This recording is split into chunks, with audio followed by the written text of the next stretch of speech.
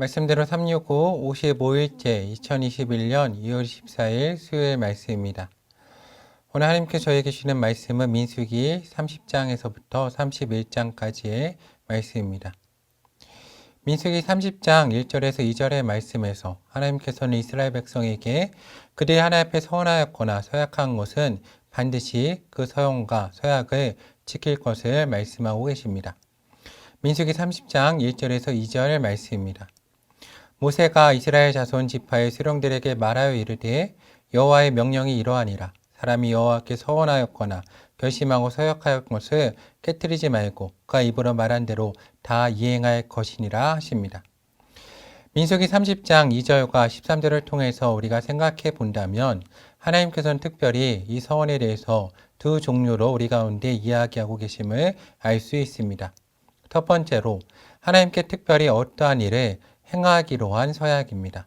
그리고 두 번째로 생각해 볼 것은 무언가를 스스로 삼가기로 한 약속입니다. 이스라엘 백성은 하나님 앞에서 무언가를 행하기로 한 서원과 스스로 삼가기로 한 마음을 자제하기로 한 약속을 모두 다 지켜야 했음을 우리는 오늘 말씀을 통해 살펴볼 수 있습니다. 하나님께서는 무언가 행하기로 하는 서원과 그리고 마음을 자제하기로 한 서원을 동일한 선상에서 말씀하고 계신다는 것을 오늘 민수기 30장을 통해서 우리는 생각해 볼 필요가 있습니다. 그리고 이어지는 말씀에 민수기 30장에서 하나님께서는 이스라엘 백성의 서원에 관한 가정 가운데서 결혼하지 않은 여인과 혼인한 여인에 대한 예외 규정에 대해서 말씀하고 계십니다. 오늘의 말씀을 통해서 우리가 생각해 볼 부분은 서원과 그에 대한 약속에 관한 지키는 부분에 있어서도 하나님께서는 가정이라는 작은 공동체 안에서의 공동체성을 강조하시는 하나님이심을 생각해 볼 필요가 있습니다. 또 하나님께서는 그 공동체에 있는 지도자 가운데 분명히 하나님의 말씀을 가리키고 지키게 할 책임이 있음을 오늘 말씀을 통해서 우리 가운데 분명히 말씀해 주고 계십니다. 이어지는 민수기 31장의 말씀을 보면 하나님께서는 민수기 25장 18절에 말씀하신 이스라엘의 시딤의 음행 가운데 빠지게 한 미디안을 징벌할 것을 모세에게 명하신 그 명령과 약속을 바로 하나님 스스로 지키시고 미디안에게 바로 이스라엘 백성의 그 원수를 갚도록 모세를 통해서 명령하고 계십니다. 우리 오늘 말씀 가운데서도 민수기 30장에 서원에 대한 그 약속에 대한 말씀과 이어서 바로 민수기 31장에 하나님께서 바로 스스로 약속을 지키시는 모습을 보여주신 것도 우리가 한번 유념하여서 살펴볼 부분일 것입니다. 하나님께서는 민수기 31장 1절에서 2절의 말씀에 모세에게 이렇게 말씀하고 계십니다. 여호와께서 모세에게 말씀하여 이르시되 이스라엘 자손의 원수를 미디안에게 갚으라. 그 후에 내가 내 조상에게로 돌아가리라 라고 말씀하고 계십니다.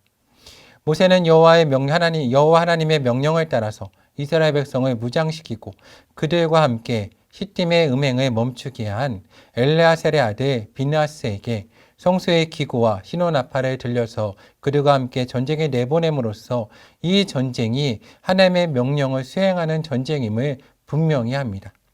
이에 이스라엘 백성은 하나님의 말씀을 따라서 미디안 족속을 철저히 징벌함으로써 이 전쟁을 통해서 발람의 꾀로 인해서 전해지는 성적인 타락과 우상숭배가 전달해 줄 수 있는 가능성을 완전히 끊어버리며 하나님을 바로 섬기지 않는 거짓 선자의 말로가 어떻게 되는지도 그리고 하나님의 백성을 대적하는 자들의 말로가 어떻게 되는지도 분명히 하나님께서는 드러내고 계십니다. 이스라엘 백성은 이 전쟁을 통해서 하나님의 백성으로서의 자존감을 회복하고 가나안 땅을 점령할 수 있다는 자신감을 가지게 됩니다. 그리고 민수기 31장에서 하나님께서는 이스라엘 백성이 가나안 땅으로 들어가기 전에 모세를 통해서 전리품을 가지고 돌아오는 이스라엘 백성을 맞이하게 하심으로 이후에 탈취한 전리품에 대한 분배의 문제에 대해서도 모세를 통해서 정리하게 하십니다. 오늘 말씀을 통해서 우리는 하나님 앞에 무언가를 행하기로 약속을 한다면, 그리고 서원을 한다면, 그리고 우리 마음을 자제하기로 서약을 한다면 그것이 어떠한 의미를 가지고 있는지에 대해서도 생각해 보아야 될 것입니다. 우리 하나님께서는 그 개인의 서약과 서원이라 할지라도 그 공동체에 관해서, 리더들에 관해서도 분명히 신앙적인 책임과 지도를 함께 묻고 계심도 우리는 기억할 필요가 있을 것입니다. 그러므로 우리는 하나님의 백성으로 살아가는 것이 무엇인지, 이 땅에서 공동체를 이루는 것이 무엇인지, 지도자의 사명이 무엇인지도 다시 한번 오늘의 말씀을 통해서 생각해 보아야 될 것입니다. 오늘 하루 하나님께 사랑하신 용락교회 성도님들이 하나님의 말씀과 약속을 지켜나가며 하나님께 세우신 공동체를 또 세워나가며 또 하나님께서 주신 말씀의 지도자들의 사명을 또 행해나가며 우리 가운데 연약하고 약한 자들과 함께 걸어가는 사랑 용락교회 성도님들 되시기를 주님의 이름으로 간권합니다. 2월 24일 수요일이 되었습니다. 오늘 함께 나누실 말씀은 민수기 31장 6절이 되겠습니다. 모세가 각 지파에 1000명씩을 싸움에 보내되 제사장 엘르아살의 아들 비느하스에게 성소의 기구와 신호 나팔을 들려서 그들과 함께 전쟁에 보내매. 아멘. 하나님께서는 민수기 31장에서 모세에게 전쟁을 명하셨습니다. 이제 모세가 하나님께 돌아가기 전에 마지막으로 치룬 전쟁이라고 할 수 있는데 그 전쟁의 목적은 미디안 사람들을 징벌하기 위함이었습니다.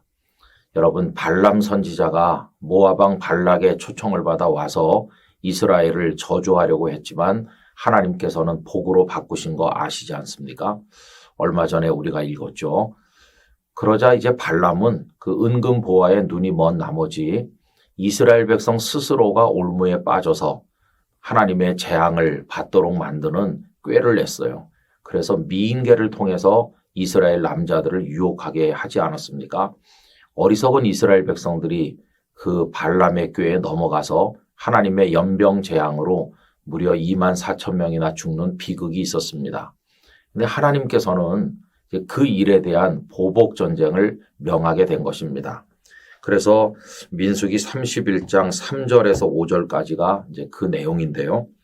모세가 백성에게 말하여 이르되 너와 함께 있는 사람들 가운데서 전쟁에 나갈 사람들을 무장시키고 미디안을 치러 보내어 여호와의 원수를 갚되 이스라엘 모든 지파에게 각 지파에서 1000명씩을 전쟁에 보낼지니라 하매 각 지파에서 1000명씩 이스라엘 100만 명 중에서 12,000명을 택하여 무장을 시킨지라 이렇게 되어 있습니다.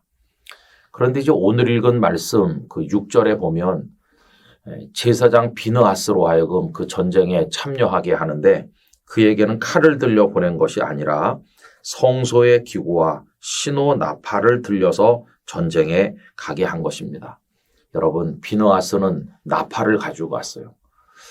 나팔을 불게 한 겁니다. 그럼 비느하스로 하여금 나팔을 불게 하신 이유가 뭘까요? 나팔을 분다는 것은 두 가지 의미가 있다고 하겠습니다. 첫째로 하나님, 저희들이 대적을 맞아 싸우러 나가는데 이 전쟁은 하나님의 전쟁이오니 굽어 보시옵소서 하는 뜻이었고 또 한 가지는 하나님 저희들이 하나님만 믿고 나가오니 저희들을 도우셔서 승리케 하시옵소서 하는 간절한 기도였습니다. 하나는 하나님의 전쟁임을 선포하는 것이고 하나는 하나님의 도우심으로 승리케 해달라는 기도를 드리는 것이었습니다. 여러분, 이건 하나님께서 시키신 일이죠. 민수기 10장 9절에 이런 말씀이 나옵니다. 또 너희 땅에서 너희가 자기를 압박하는 대적을 치러 나갈 때에는 나팔을 크게 불지니 그리하면 너희 하나님 여호와가 너희를 기억하고 너희를 너희의 대적에게서 구원하시리라. 아멘. 하나님께서는 나팔을 불면서 나가면 내가 너희를 기억하고 구원하고 승리케 하겠노라고 약속을 하신 겁니다. 여러분, 그러므로 전쟁에서 나팔을 부는 것은 대단히 중요한 것입니다. 막 시끄러울 정도로 나팔을 불어대야 되는 거죠. 하나님께서 내려다 보시도록 그렇게 나팔을 불어야 되는 것입니다. 지금 우리는 전쟁 중입니다. 우리 대한민국은 북한과 총성 없는 전쟁을 계속해서 하고 있지 않습니까? 또 북한뿐이겠습니까? 우리를 에워싸고 있는 여러 가지 국제정세, 국내 전세가 마치 전쟁과 다를 바가 없습니다. 특히 한국 교회는 영적 전쟁이 얼마나 치열한지 모릅니다. 하나님을 부정하는 이 세상, 그리고 그 배후에 있는 악한 사탄의 세력과의 영적 전쟁을 치르고 있질 않습니까? 그래서 우리도 나팔을 불어야 되는 것이죠. 하나님 앞에 하나님의 전쟁입니다. 하나님 우리를 굽어보시고 승리하게 도우시옵소서 하면서 간절하게 나팔을 불어대야 되는 것입니다. 나팔을 불면 시끄럽고 요란하잖아요. 그런데 지금 한국교회는 너무 조용해요. 잠잠해요. 기도의 나팔을 불질 않아요. 외쳐 부르지를 않아요. 하나님 앞에 하소연하지를 않아요. 그래서 한국교회가 꼭 죽은 것 같아요. 여러분, 이게 오늘 우리들의 안타까움인 것입니다.